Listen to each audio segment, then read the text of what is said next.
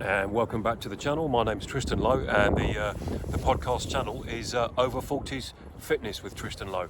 A quick one today, just a short one, as a filler in between full-blown episodes. I'm just going to discuss the pros and cons of using.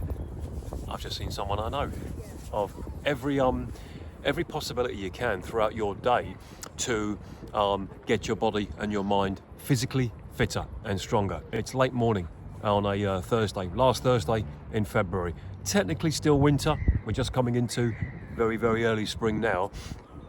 I've got appointments to deliver today in my line of work as a trainer, a professional personal trainer, and yet still I've done 2 or 3 things in the day to keep my body and brain physically sharp and able.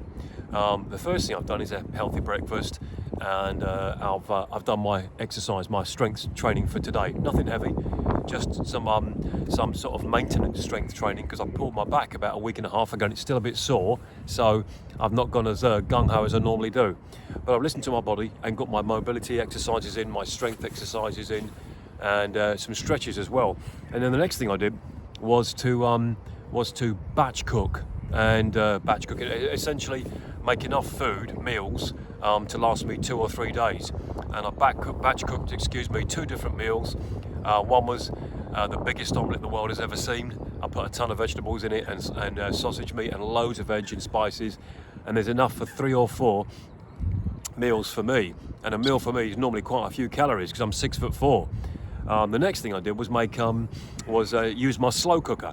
One of the best gifts I've ever received. I think my sister bought me it about a couple years ago, maybe 3 years ago, and it's turned out to be a godsend in the kitchen. And I've used like chicken fillets, loads of seasoning, lots of vegetables, sweet potato, and I've made enough in it. It's actually currently on now as I speak, and that will last me 2, certainly 3 meals as well. So not only have I had a healthy breakfast, not only have I done my strength training, my mobility and flexibility training, I've also batch cooked for my next few meals as well. And of course, the fact that I'm outdoors in this park in Lincoln City means I must be getting my fresh air and exercising as well. I've seen a few people walking around of all different ages. Some are walking, some are cycling. There's people from the age of like 17, 18, right up until, by the looks of what I've seen, mid-80s.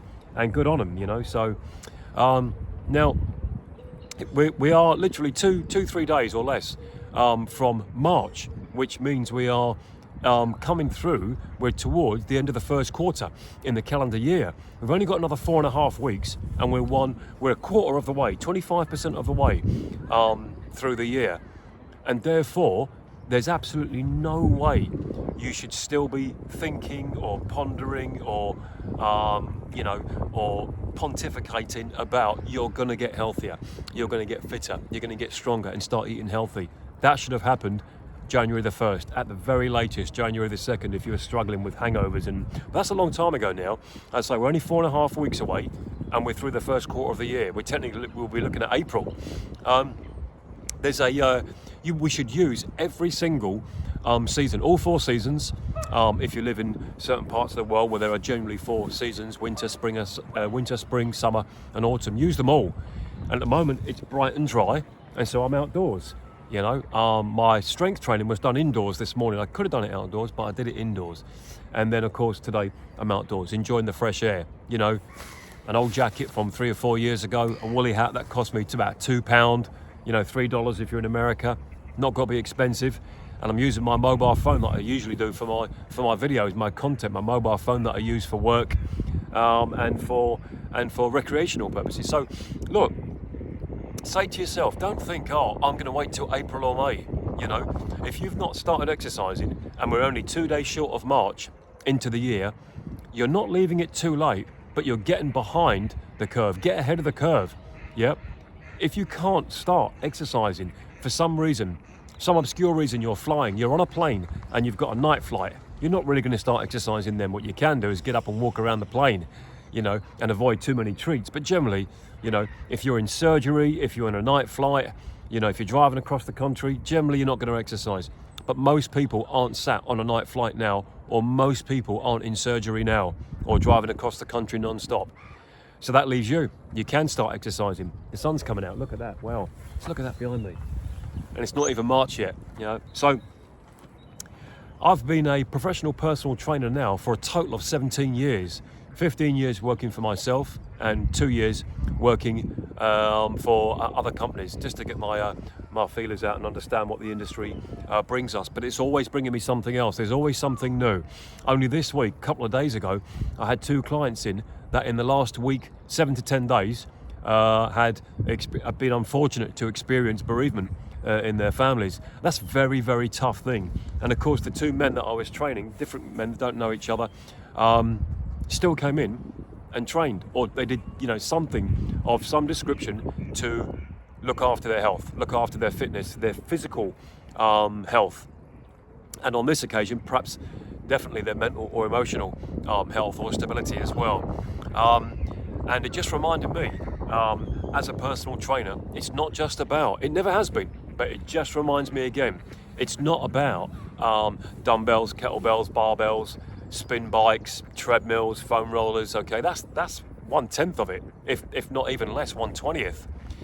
Being a personal trainer, not an online fitness coach that you can get anywhere around the world, but a personal trainer, we have to make ourselves, it's incumbent upon us,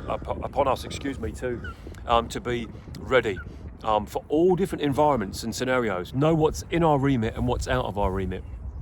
Understand what is something that we can help with and what we can't. And if we can't, we can always suggest to the client, okay, try something else, So the sun is now shining right in my face through these trees. You can't see them because it's behind the camera, but it's peering through the trees. So I'm probably squinting in this video, but doesn't matter. Okay, so let's think about it.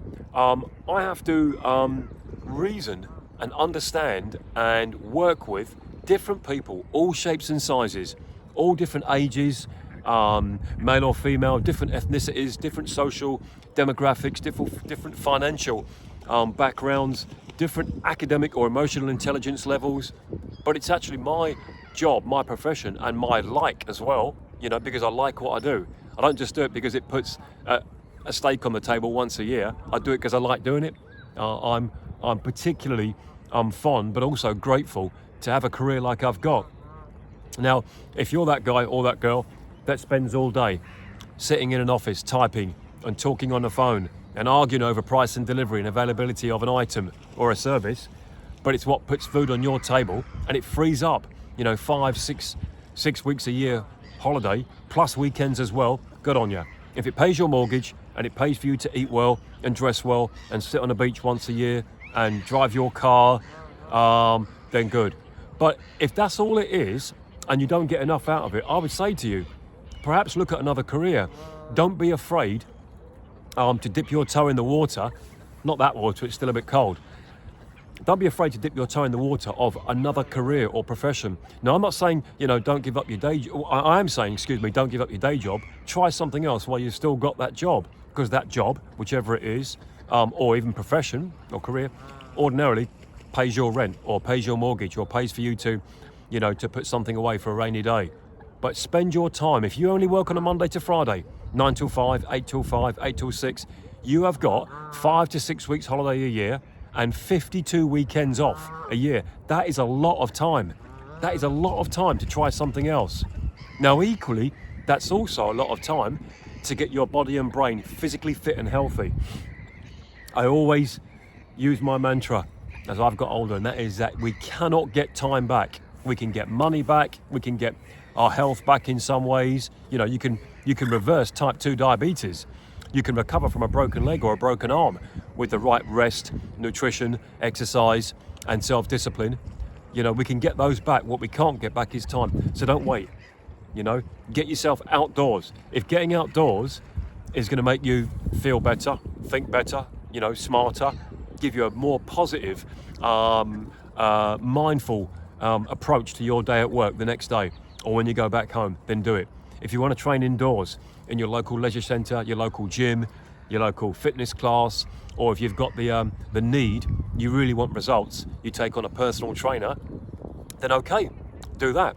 Don't think to yourself, well, what does it cost to go to a local gym in a city in the UK? Anything between £30 a month and £120 a month. No one goes to gyms, leisure centres or personal trainers to see how much money they can save. No one does that.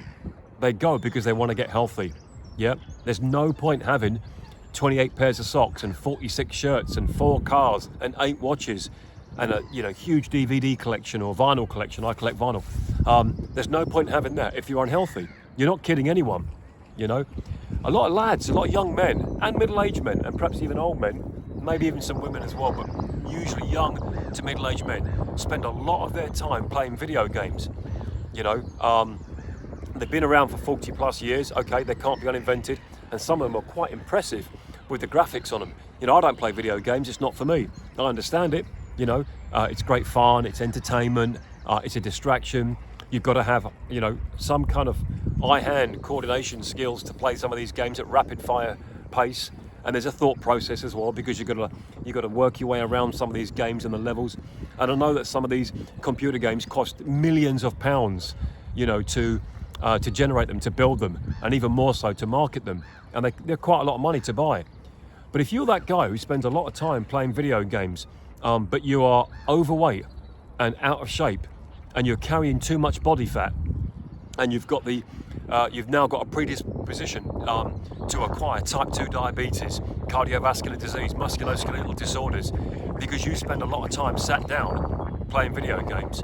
I'm not saying stop playing those games, carry on. You do what you want to do, young man or middle-aged man or even old man. What I am saying is get off that game tomorrow, play it next week, cut it down, start going out walking, running, swimming, cycling, go and lift weights.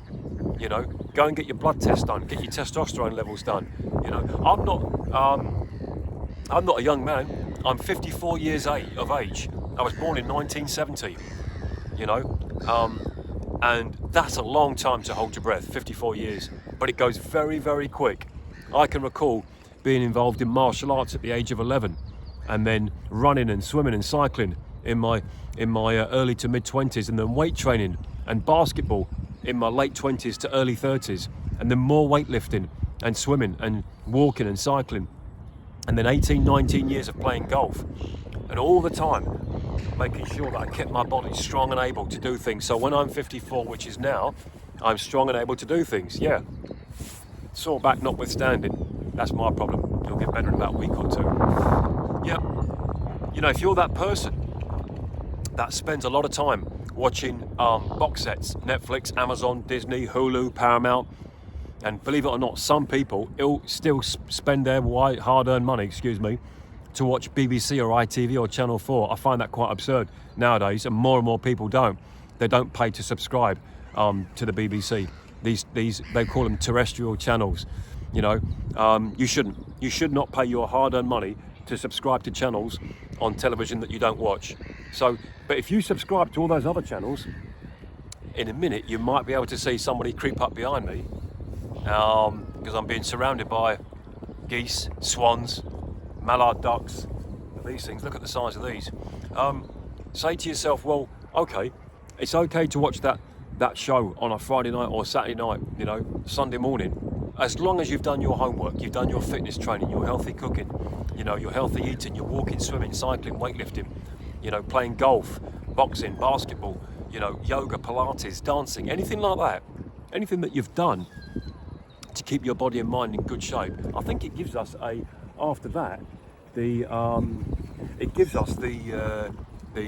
wherewithal and the permission to say, okay, right, it's 8, 9, 10 o'clock at night now. So what I am going to do now is watch my favourite show. I'm watching a show on TV at the moment called Yellowstone. Kevin Costner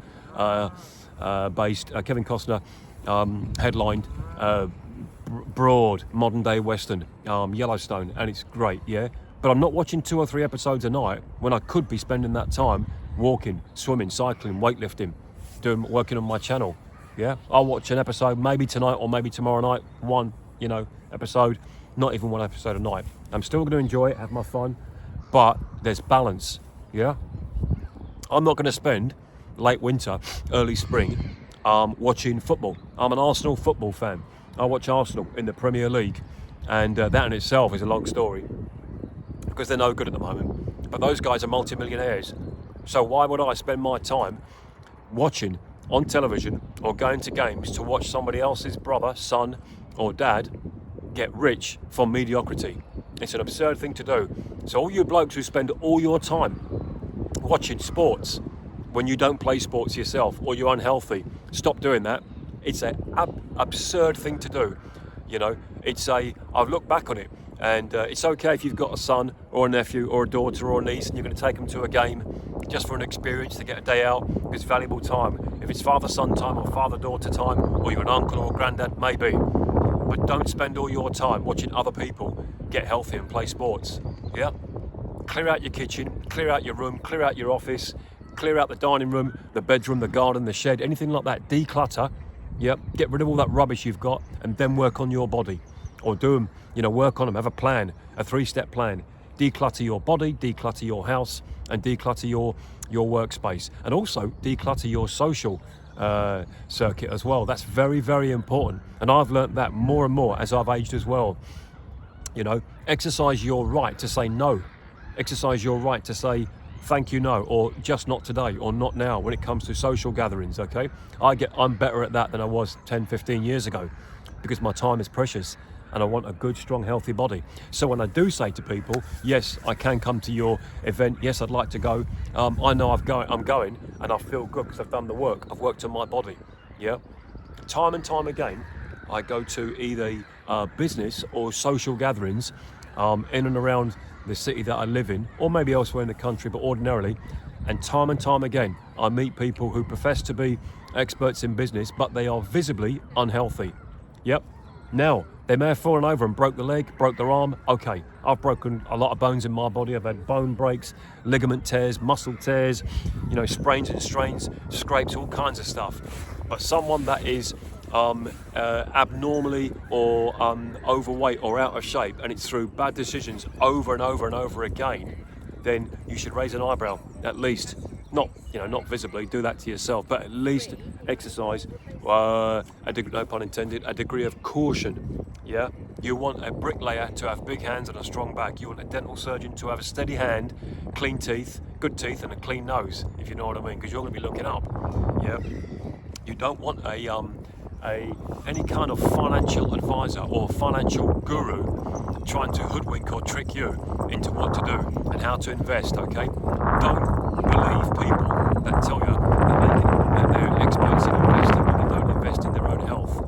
Yeah, if you go to a financial advisor and they are physically, grossly overweight or out of shape, yeah, do not believe what they tell you when it comes to finances. I'm not a financial advisor. I've got no idea of how to stack hundreds of thousands of millions of pounds. That's not my expertise. It never has been, and I don't profess it will be. My expertise is looking after the body. I've studied anatomy and physiology in depth, and I still study it on a daily basis. There's never a day that goes by where I don't read, think, or digest information from studies and from my clients about the body. Yeah.